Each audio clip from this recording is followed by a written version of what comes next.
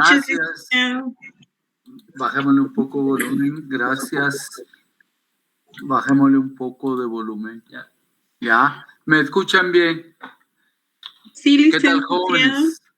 Buenas noches. Gracias, muy amables. ¿Qué dice Josué? No sabía yo, Josué, que iba a tener el gusto de tenerlo aquí entre mis estudiantes. ¿Cómo ha visto la experiencia? Perdone, mi apreciable Josué, dígame. Pues excelente, Lick, muy interesante todos los temas que hemos tratado. Y pues ¿Sí? Ahí estamos echándole ganas. Sí. Gracias por las explicaciones, muy buenas, Lick.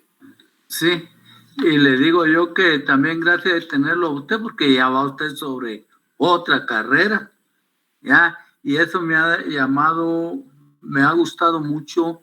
Tengo otros estudiantes que me dicen, pues he estado con usted, pero además llevo otra carrera en el centro. Miren qué interesante, porque pues aprovechan el tiempo para estudiar y para prepararse. Bueno, la invitación de hoy, mis apreciables jóvenes, es que tenemos que hablar un poco sobre las fuentes del derecho. Las fuentes de las obligaciones. Ese es el tema. La fuente de las obligaciones. Quiere decir entonces de dónde surge la fuente de una obligación. Y aquí ya nos encontramos con que, miren, toda fuente de obligaciones necesita una norma jurídica. Necesitamos del derecho. Toda fuente de obligaciones necesita de una norma jurídica. Una norma jurídica que tiene, oigan, mis apreciables jóvenes, que tiene que ver con el cumplimiento de de la misma obligación, que no es más que constreñir al deudor a que tome una actitud que satisfaga los intereses del acreedor. Y perdonen que siga repitiéndolo tanto, pero sobre eso descansa el negocio jurídico. Va a descansar todo este semestre en que tenemos un deudor, un acreedor, una relación jurídica, que tenemos un contrato y que tenemos una obligación. Fíjense ustedes cómo se da este negocio jurídico. Cuando el deudor satisface con una actitud, llamémosle, positiva hacia el acreedor, es porque está cumpliendo la obligación. Y yo les pregunto, a ver, a Élica, a Diego, a Paul o a Luis, ¿cuál será la consecuencia entonces de cumplir de parte del deudor la obligación? ¿Cuál será la consecuencia? A ver qué piensan ustedes. Paul, ¿qué piensan? Bueno, el pago es la forma típica de cancelar una obligación. El pago. Claro. Sí, entonces esa obligación, ¿qué le dijera yo? Ese vínculo, esa relación jurídica que se va a establecer entre dos.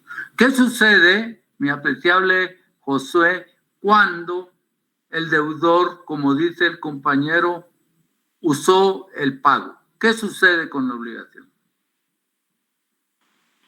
Pues él ya puede exigir cierta actitud al acreedor. Si en este caso fuera que estuvieran pagando un terreno a plazos o tuviera una deuda con el señor y haya dejado como garantía un terreno, lo haya hipotecado, sí. Pues la anulación o la finalización de ese contrato, ¿verdad?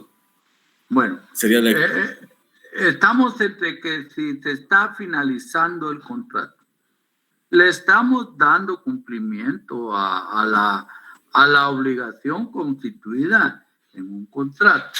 Ahora, ¿cuál es la consecuencia que tiene? A ver, Paul, usted fue el que usó la palabra pago. ¿Cuál es la consecuencia de pagar?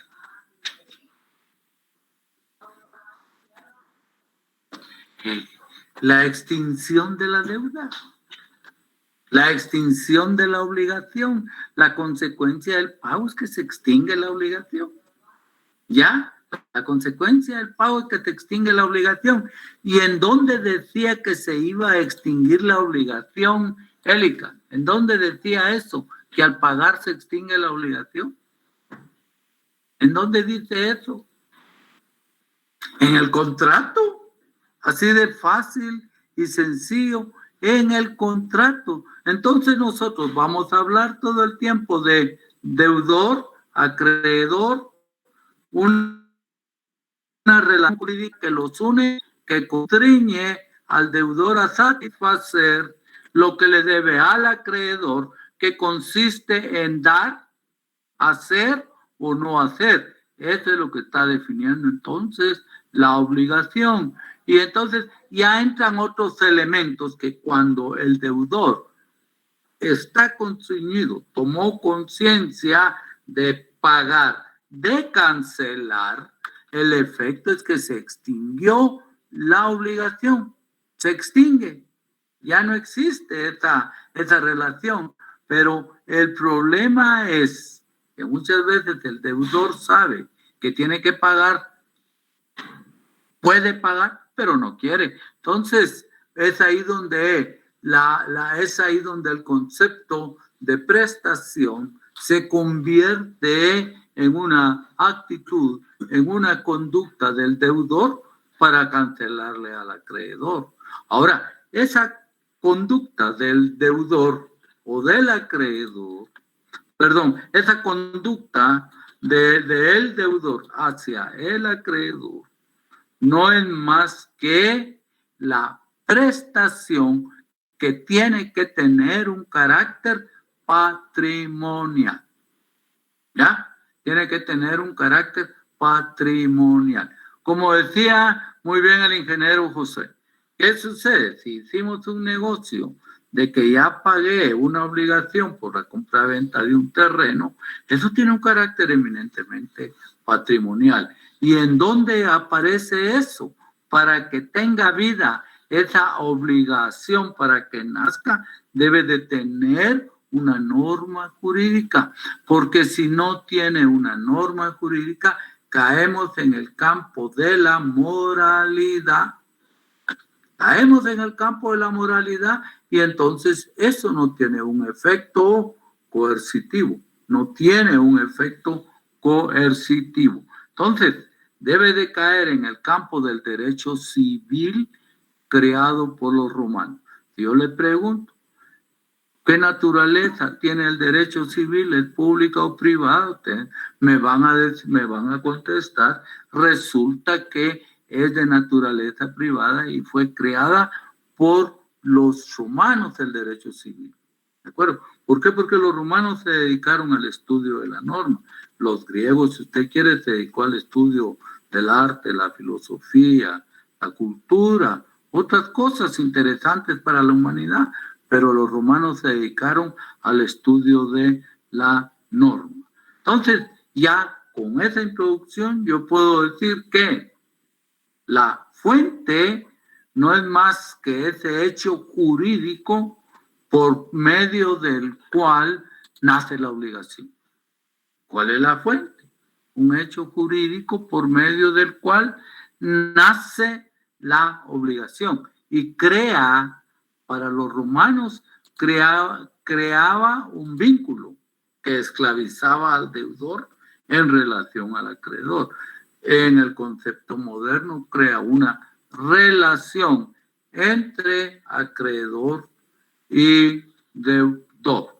Entonces, fuente no es más que eso que, repito, constriñe, obliga al deudor a dar una determinada prestación.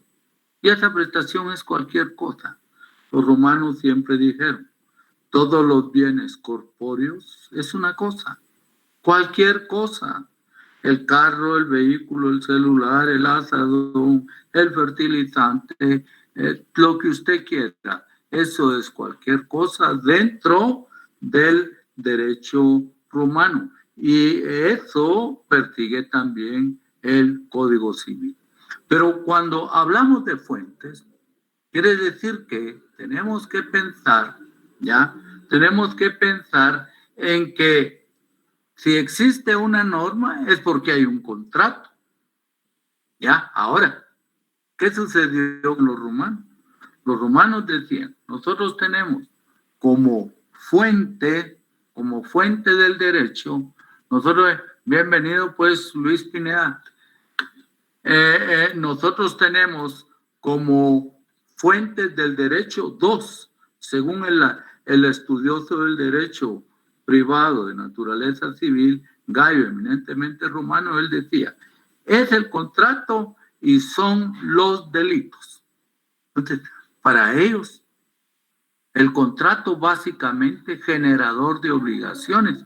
¿Se recuerdan ustedes? Artículo 1517, que no se les olvide, como, perdónenme la expresión, son de aquellos artículos, perdonen, que les llamamos cajoneros. Hay que saberlo, por favor. Localice usted luego ahí el artículo 1517 de su Código Civil. Entonces, para el romano, para el derecho romano, no era más que el delito y el contrato. Pero ya cuando caemos a hablar de delito, ya nos metimos al campo del derecho penal. Y nosotros lo que necesitamos es hablar del derecho civil, de naturaleza eminentemente privada. Pero ¿por qué entonces se tomaba como fuente del derecho al delito? Ahí se recuerdan ustedes que ustedes ya estudiaron derecho penal, no sé por dónde van, derecho penal 1 o 2, no sé por dónde irá el currículum, el pensum, ustedes con sus carreras aprobadas, pero el delito apareja una responsabilidad civil. Ya, vean ustedes actualmente, apareja una responsabilidad civil, no solo tiene una responsabilidad penal, hay que indemnizar también. Entonces ahí ya estamos hablando que los romanos dijeron, bueno, está bien que surja el contrato como una voluntad entre dos personas, pero también puede surgir como consecuencia del delito, porque cuando tiene que indemnizar a alguien como consecuencia del delito, ya estamos hablando de responsabilidades de orden civil. Entonces viene otro autor, miren ustedes tan interesante. ¿Por qué? Porque ahora resulta que viene otro autor, como es Justiniano, y entonces él ya viene y dice, no hombre, entonces las fuentes del derecho va a ser el contrato, cuasicontrato, y el delito, y el cuasidelito. Entonces ya no la pone en una situación un poco especial. ¿Cómo es eso que me está hablando del contrato y que también es fuente del derecho? El cuasicontrato casi es contrato. Y cuando le llaman cuasicontrato es porque no existe al 100% la voluntad de una de las partes, porque el contrato no es más que un acuerdo de voluntades.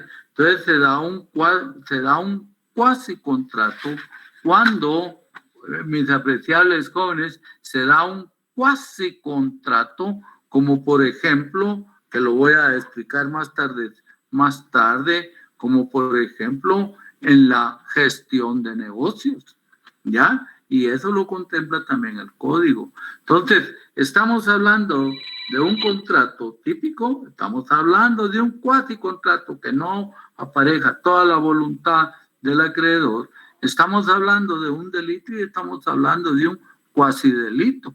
Ronnie, buenas tardes. Tal Ronnie. Entonces, aquí estamos. Lick, buenas tardes. Buenas tardes, Lick. Buenas. Y entonces resulta que el cuasidelito, cualquiera de ustedes me va a decir, mire, Lick, esa era una falta, tío. De repente era una falta.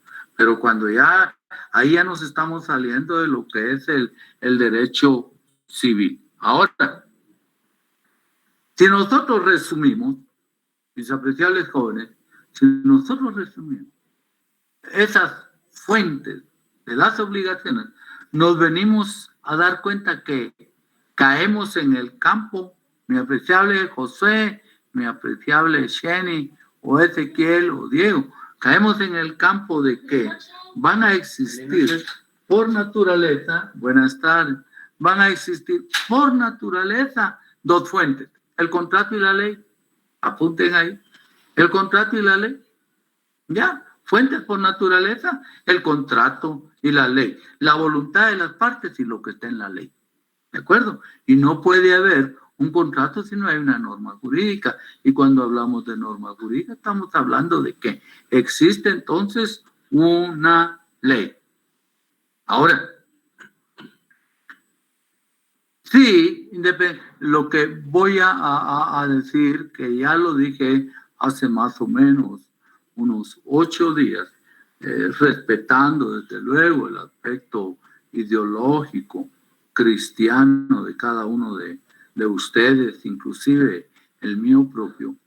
Sí, ustedes me invitan a la iglesia católica, perdonen el ejemplo, me invitan a la iglesia católica y el padre dice, bienvenido hermanos, podéis ir hermanos, que la misa terminó. ¿A qué fuimos? ¿A qué fuimos? Lo mismo pudiera decir el pastor de la iglesia. Entonces, ¿a qué fuimos?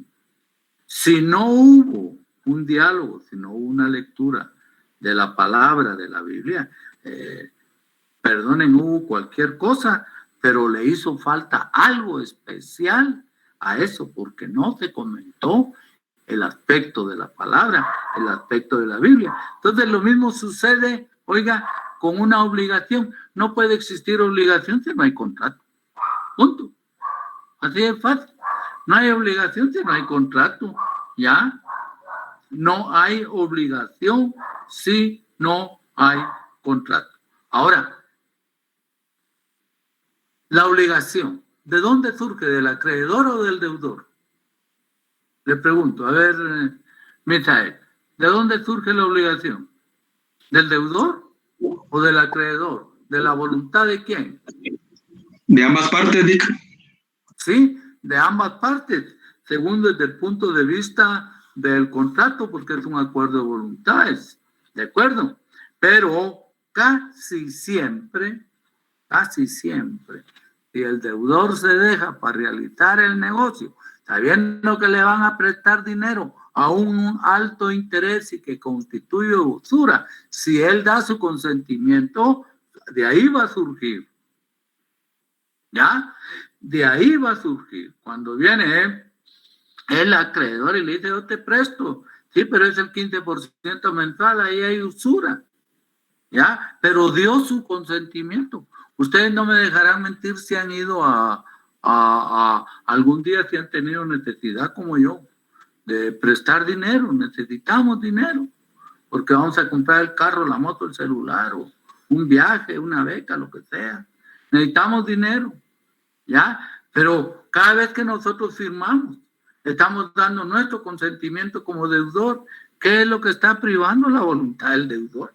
Porque el acreedor, si yo no tomo el dinero, lo tomará Misael, lo toma Daniel, lo toma Ronnie, Paul, Byron, Ezequiel, cualquier otro lo va a tomar. ¿De acuerdo? Entonces, básicamente está en el consentimiento que da el deudor. Ahora, única fuente que nosotros tenemos por excelencia al final es la ley. Vamos de lo general a lo particular. Ya al final venimos cayendo que la única fuente de las obligaciones es la ley. ¿Ya? Es la ley. ¿Por qué la ley? ¿Por qué creen ustedes que al final, a ver, Adler, ¿por qué cree que al final de lo que yo estoy hablando como obligación que ya lo reduje a la ley, ¿por qué cree usted que es así? ¿Ya? Los nombres de las personas. Ahí estamos. ¿Por qué cree? A ver, Ezequiel o Adler. Al final ya lo reduje a que nos estamos circunscribiendo a la ley como fuente principal del derecho de obligaciones. Entonces, resulta que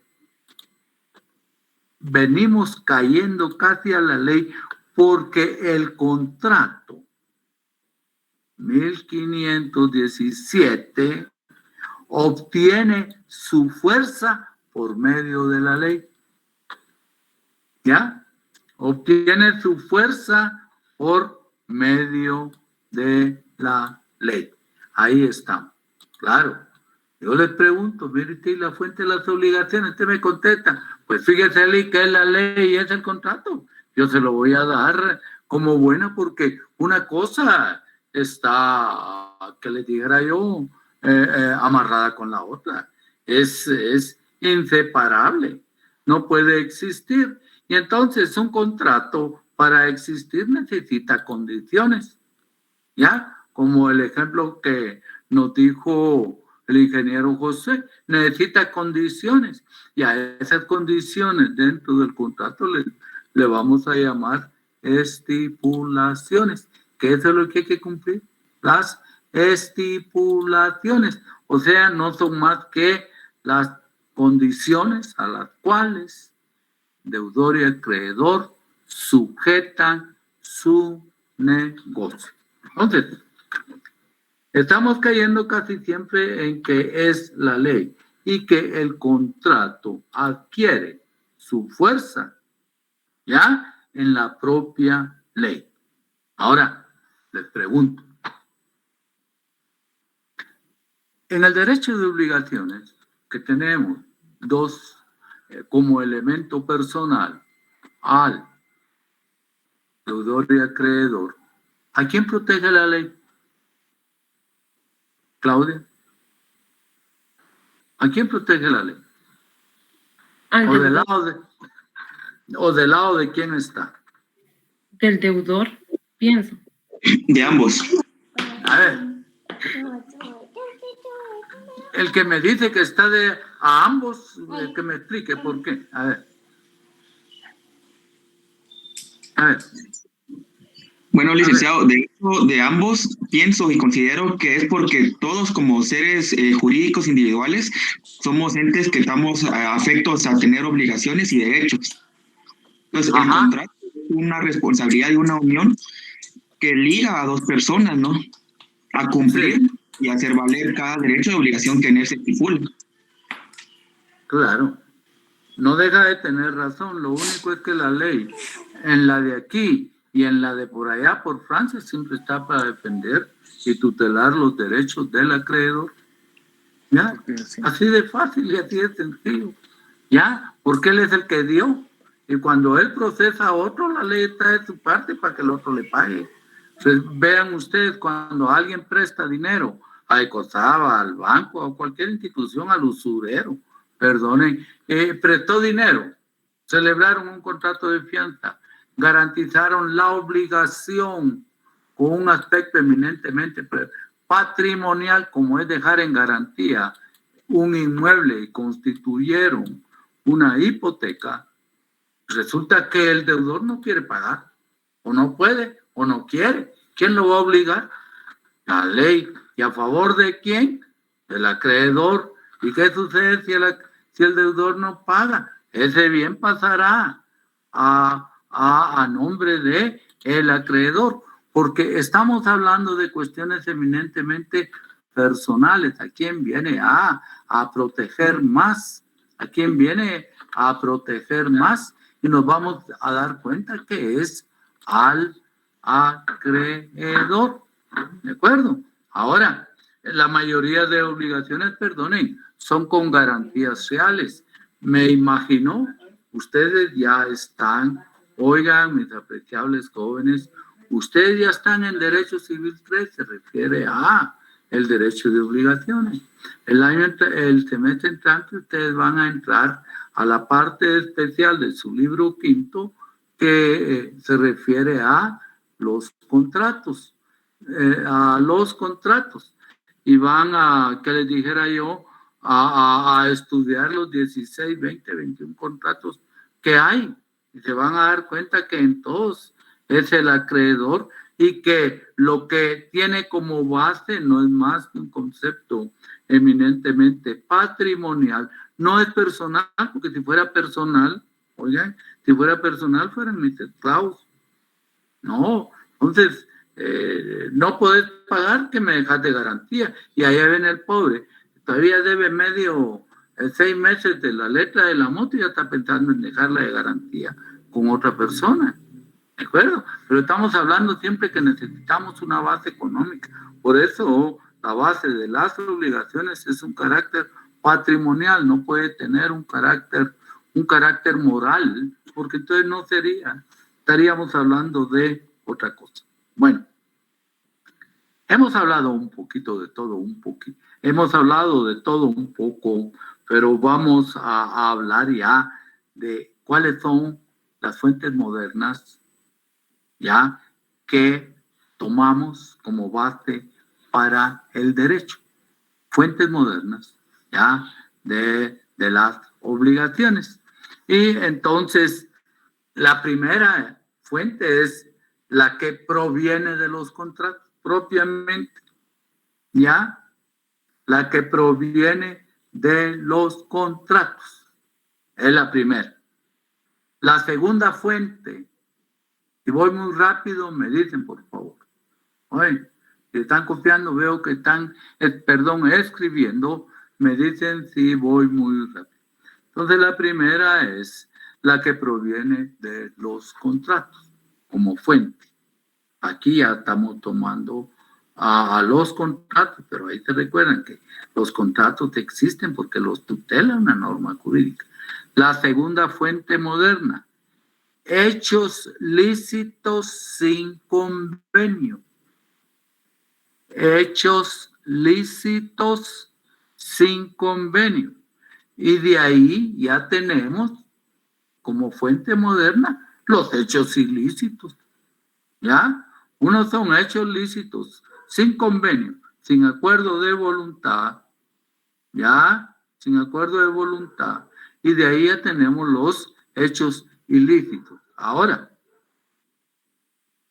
si yo les digo a ustedes que las fuentes modernas son las que provienen de los contratos por vía suya, apunten ahí en donde comienzan los contratos. Si fuera la que proviene de los contratos, comienzan los contratos, en particular la promesa y de la opción, en el artículo 1674, al último artículo del Código Civil. Yo tengo aquí mi código también, tenga usted su código, al último artículo, que sería el 2177. ¿Ya? Ahí estaríamos ya hablando de fuente a la que proviene de los contratos. La segunda, entonces, que es la que se refiere a hechos lícitos sin convenio, estas se dividen en 3. ¿Ya? Tenemos... Perdone, los hechos lícitos son los que se dividen en 3. Los hechos lícitos sin convenio se dividen en 3. ¿Ya? La gestión de negocios, que abarca el cuasicontrato. La gestión de negocios, el enriquecimiento sin causa,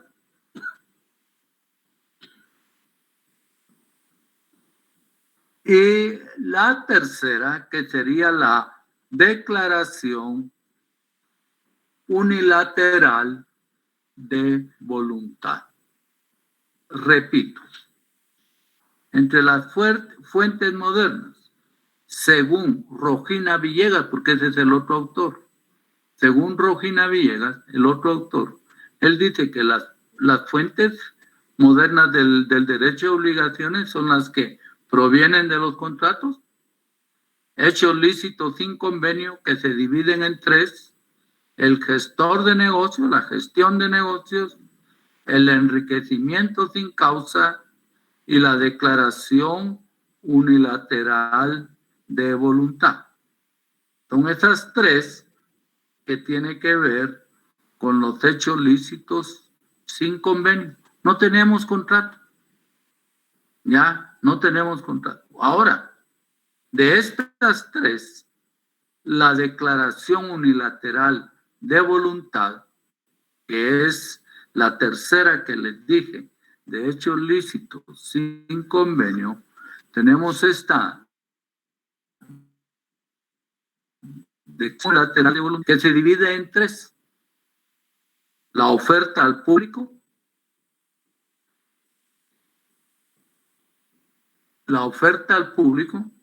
la promesa de recompensa y los títulos a portador. ¿Alguien se quedó atrás que me puedan decir? Si no, se lo repito. Por favor, licenciado. Sí. Vamos, bueno, pues. Entonces, fuentes modernas tenemos las que... Dígame. Fuentes modernas, las que provienen de los contratos, ya les dije ahí de los 200, 300 artículos que abarca, donde están todos los contratos. Si usted por casualidad más tarde, cuando esté cenando sus frijolitos con su huevito, su cafecito y las tortillas con chirmolito, pues vea el primer artículo de los que le dije, en estos que provienen de los contratos, y se va a dar cuenta que ahí comienzan todos los contratos, desde la promesa y la opción hasta el contrato de transacción, que es uno de los últimos, y se van a dar cuenta ustedes que ahí está el contrato y ahí está la ley. El otro se refiere a los hechos lícitos sin convenio. Ahí hay tres: gestión de negocios, enriquecimiento sin causa y la declaración unilateral de voluntad. Y les dije, en la declaración unilateral de voluntad tenemos la oferta al público, la promesa de recompensa y los títulos al portador. Y por favor, abajo de donde dice de los que provienen de contratos, de los hechos lícitos sin convenio, el inciso C se refiere a los hechos ilícitos. Y es una fuente, si usted quiere, también de las obligaciones. Ahora, declaraciones, voy a darles algunos otros tips. Les voy a dar otros datos para que les sirva, por favor, Ricky. Otros datos para esa hojita donde ustedes se están escribiendo, para que le demos un poco más de cuerpo. Miren, pues, donde aparece que les dije que de los hechos ilícitos sin convenio tenemos en primer lugar a la gestión de negocios.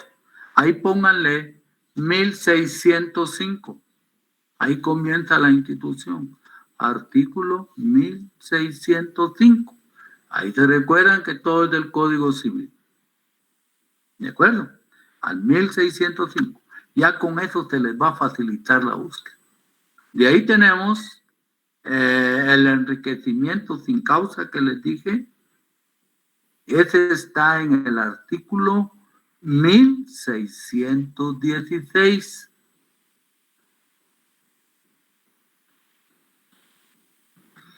y la declaración unilateral de voluntad. Oigan, y la declaración unilateral de voluntad la tenemos en el artículo 1629. ¿Estamos? Ahora, para que ustedes le den un poco de más figura a lo que estamos haciendo, por favor, en la oferta al público, pónganse el artículo en el inciso A, donde dice oferta al público, como una declaración unilateral de voluntad. Esa oferta al público está ya en el 1006, por favor, 1629. La promesa de recompensa en el artículo, la promesa de recompensa en el artículo 1630, ¿ya? Y les voy a decir lo que tenemos en los títulos al portador, que se los voy a buscar aquí mismo del libro, ¿ya? De aquí mismo del libro, donde tenemos artículos que les van a servir a ustedes para identificarlos. Tenemos los artículos 1638 al 1640.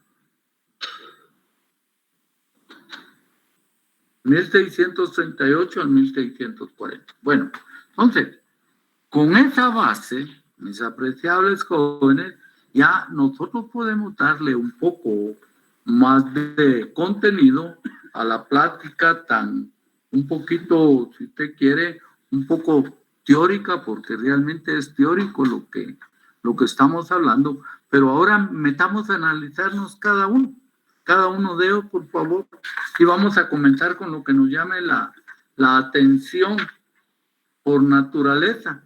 Algo de eso hablé el otro día, la oferta al público. Veamos la oferta al público 1629, y eso nos damos cuenta que lo anuncian en la radio, en la televisión.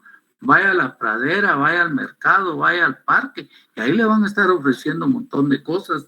Dice, la persona que ofrezca al público objetos en determinado precio queda obligada a sostener su ofrecimiento. Y ahí ya estamos hablando entonces de la oferta al público, ¿ya? De la oferta al público. ¿Qué le dicen a usted cuando va? Este es el combo, esto es un combo, ¿ya? ¿Ustedes han montado camioneta urbana igual que yo? Claro que hemos montado. ¿Se han dado cuenta cuando sube un muchacho ahí a vender a la camioneta y dice, yo ayer estuve detenido, hoy salí, estoy autorizado por tal casa comercial a darle este lapicero en 5 quetzales, pero si usted me agarra un lapicero, le doy 2 más y estoy autorizado hasta para darle una galleta y además llévese esta tarjeta? Él ya está haciendo una oferta al público y él en ese momento, oigan, él en ese momento se está convirtiendo en un deudor y todo el resto somos acreedores. ¿Ya? Cuando a usted le están ofreciendo que por un solo pago, hasta con micrófono, todo lo que usted quiera, por un solo pago le dan otras cosas, ellos se están convirtiendo en deudores suyos. ¿Ya? Ellos se están convirtiendo en deudores suyos porque dice, la persona que ofrezca al público objetos en determinado precio, ¿ya? En determinado precio, ¿ah? Queda obligada a sostener su ofrecimiento. ¿Y por qué se convirtió en una declaración unilateral de voluntad? ¿Por qué? Porque a usted no le preguntaron si estaba de acuerdo. A usted no lo hicieron firmar un contrato para aceptar esa oferta al público. ¿Ya? ¿Saben cómo se llama eso? Ya entrándole al estudio, oigan, entrándole entrándole a al estudio de los contratos. Son contratos típicos de adhesión, pero desde el punto de vista del deudor. Y les voy a poner un ejemplo cuando hablamos de contratos de adhesión. Usted se adhiere voluntariamente y les voy a decir, les voy a poner un ejemplo. ¿Ya? Por favor, ¿me están viendo? ¿Me están escuchando? Sí. Bueno, entonces... Sí, licenciado. Bueno, gracias. Entonces voy a seguir. ¿Por qué se llaman contratos típicos de adhesión? Usted ha ido ha montado la camioneta extraurbana para irse a Guatemala. ¿Cuánto cobran? ¿Quién ha montado últimamente? Y dígame si hoy fue o ayer o el jueves, el miércoles. ¿Cuánto cobran de aquí para Guatemala una camioneta urbana? La Esperanza, por decir algo. ¿Cuánto cobra? Cualquiera, dígame. Cobrará 8 como 15 quetzales. quetzales. Como 15 quetzales están cobrando, Lic. Bueno, 15 quetzales. Contrato típico de adhesión. ¿Le preguntaron a usted si aceptaba los 15 o usted solo se adhirió? La necesidad lo hizo adherirse. Ya, la necesidad lo hizo adherirse. Así, pero como usted quiere ir con tu novia al cine, a la pradera, ahora pues está cerrado por la cuestión de la pandemia, pero en tiempos normales, vamos a suponer, yo no he ido al cine, no tengo nada contra el cine, por favor, pero vamos a suponer que vale 25 quetzales la entrada. Usted se está adhiriendo a los 25. ¿Ya? Por eso son contratos típicos de adhesión. No le están preguntando y son de naturaleza y son declaraciones unilaterales porque es solo una de las partes la que lo está proponiendo. Y ni modo, los otros lo aceptamos. Ya, si a mí me conviene, lo acepto. Entonces, oferta al público, no sé si ya estamos claros ahí, que aquel que ofrece algo en público se obliga a mantener su ofrecimiento. El otro día también veíamos algo, por favor, sobre la promesa de recompensa, que ahora para mí es más fácil explicárselo. Artículo 1630, ¿ya? La promesa de recompensa la vamos a encontrar en el artículo 1630 y también ahí obliga, la otra persona se convierte en deudor y el resto nos convertimos en sus acreedores y ahí nos vamos a dar cuenta que en el artículo 1630 dice: el que hace oferta por la prensa u otro medio de difusión de remunerar una prestación o un hecho, contrae la obligación de cumplir lo prometido. Se convierte en nuestro deudor y todos nosotros nos convertimos en acreedores. Y el ejemplo que les decía era el siguiente. Ahí va a salir mañana un ejemplo. Me acaban de robar el carro y da las características. El que me diga por dónde vio el carro, por dónde lo encuentro, me obligo a darle 10,000 quetzales. Ya está él obligándose ante quién, ante todos. Él no sabe quién va a ser su acreedor. El que menos piense va a llegar y le dice: sí, yo vi que tu carro estaba saliendo de un restaurante por allá por Puerto Barrios, en tal lugar. Ah, bueno, y el otro entonces, el que prometió, es el deudor y no sabe a quién le va a pagar. Esa es una oferta al público. Se perdió el cabezal, tiene tal mercadería, ofrecemos tanto, lo tiene que pagar, ¿ya? Y son contratos unilaterales porque no nos preguntaron. Si nosotros hemos dicho que el contrato es un contrato, un acuerdo de voluntades entre deudor y acreedor, en estos casos de la oferta al público y de la recompensa son declaraciones unilaterales de voluntad que, como ya lo vimos, comienzan en el artículo 1629 y al final resultan terminando en el artículo 1644. Ahora, tenemos también lo que son los títulos, ¿ya? Lo que son los títulos al portador. ¿Y qué es lo que sucede con los ¿Qué es lo que sucede? Le dije los artículos, ¿verdad? ¿Qué es lo que sucede con los títulos al portador? Perdón, usted compra billetes de lotería, ¿no? ¿Ha sacado alguna vez el premio, mayor o menor?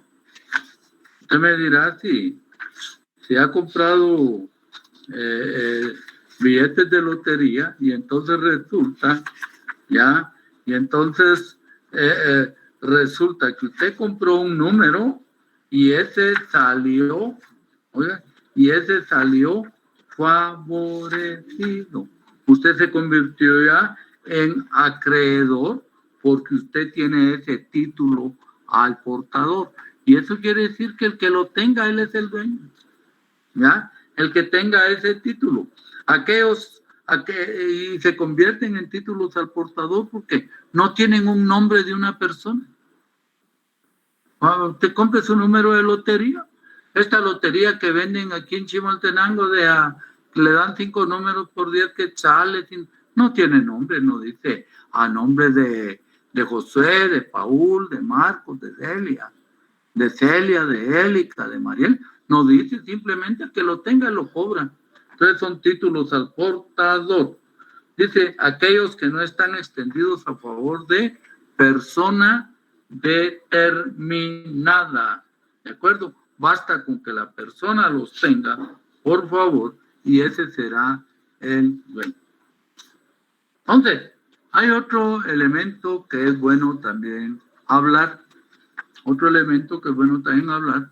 Así como yo tengo mi código, pues ustedes también ahí con su código en mano para irme acompañando en lo que voy tratando de encontrar.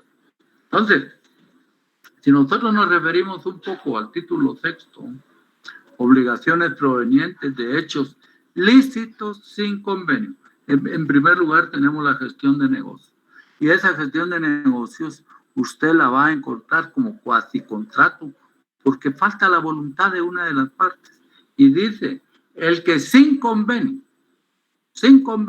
no hay contrato, imagínense usted, el que sin convenio se encarga voluntariamente de los negocios de otro, está obligado a dirigirlos y manejarlos en provecho del dueño.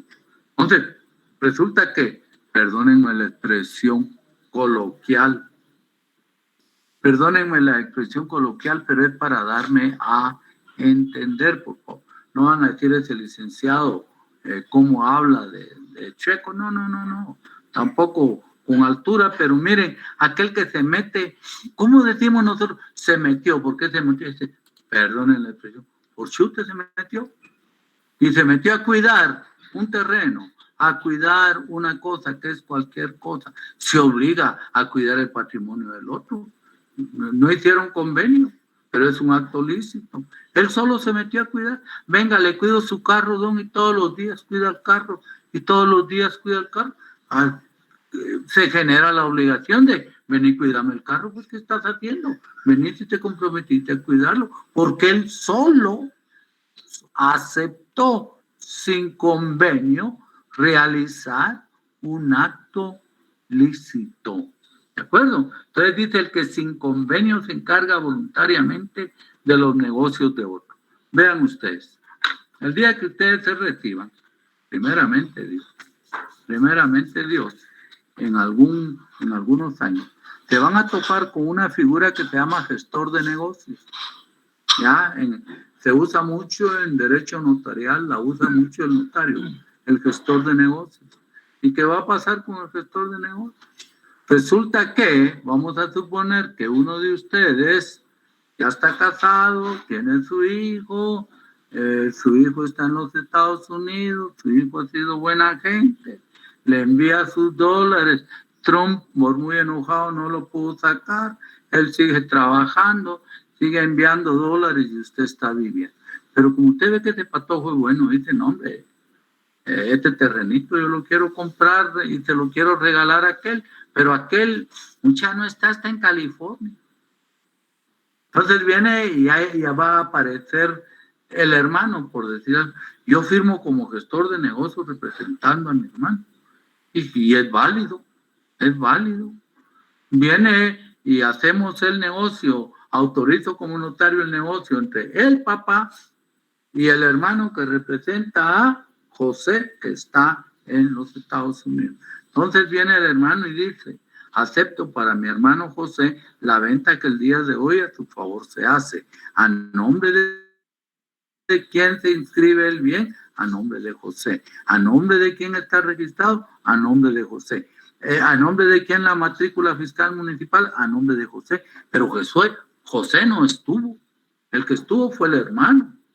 Ahora, ¿qué pasa con el hermano? Se obliga a cuidar, pues. Se obliga a cuidar ese, ¿qué le dijera yo? Ese terreno que tiene una base económica, que tiene una base patrimonial, porque él voluntariamente lo aceptó y no se firmó ningún documento. Bueno, mis apreciables jóvenes, vamos a dejarlo por ahí.